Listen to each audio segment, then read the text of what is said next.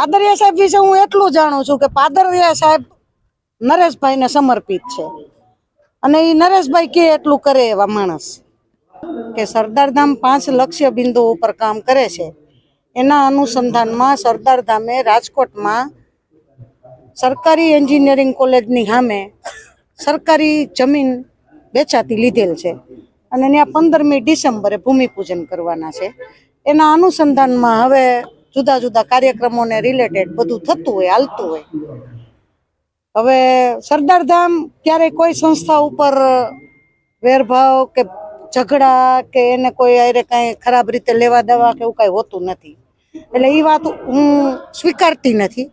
હું એટલું જ કહેવા માંગુ છું કે આ રોડ મેપમાં જે લોકો કામ કરતા હોય એમાં વેરઝેર રાખી અને હુમલો થતો હોય તો લોકો સમાજ સેવા કરવા નીકળતા બંધ થઈ જશે.